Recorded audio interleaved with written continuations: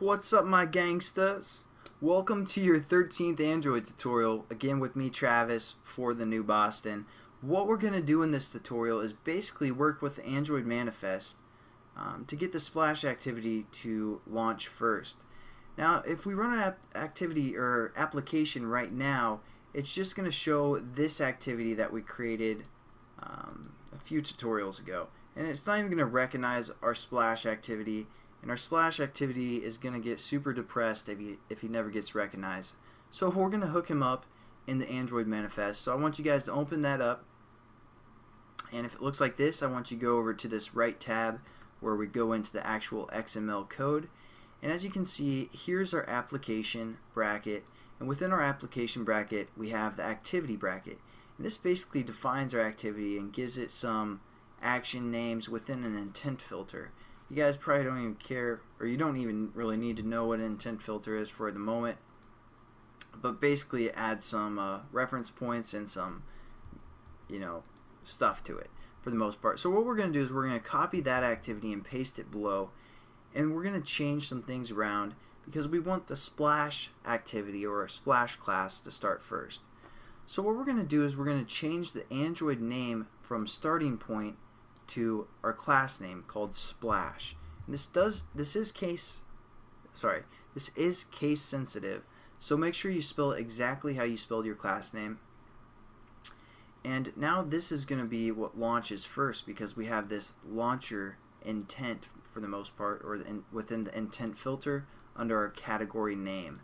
So that's what's going to look for when our application starts. It's going to look for this launcher item and then see where that is, what activity that's located in. And it's going to be like, oh, the splash activity, let's start that up. Yeah, that sounds like a great idea. And so that's what's going to happen. But the problem is, right now we have two launcher items, one for starting point and one for splash. So we need to get rid of the launcher on our starting point and just let the starting point chill a little bit. Just relax, wait till he needs, until we need him for the most part.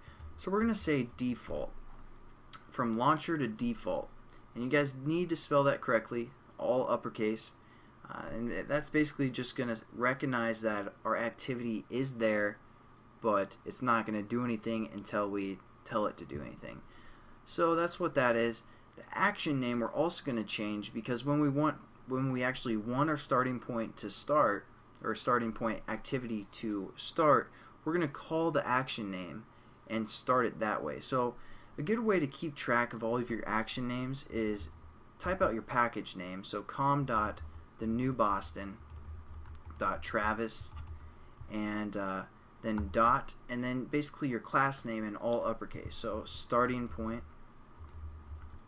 starting to lose my voice, I'm sorry, but that's how we're going to define our action name. And again, we can refer to this action name to start up our starting point class or activity when we want to. So there we go. Now pretty much everything is set up. Hopefully you guys kind of get an understanding of, for the most part, what the action name is. I shouldn't refer to this one. This is just kind of this is kind of what the phone is looking for as well when it starts up the launcher item. But as for the action name and setting it to either default or a launcher item. So there you go. That's basically the end of this tutorial. Let's check it out and make sure it works. So we're going to run it on the emulator real quick, and hopefully we'll get our splash screen to come up instead of a starting point. It looks like we did. So mission accomplished, and I'll see you guys in the next tutorial. Have a good one.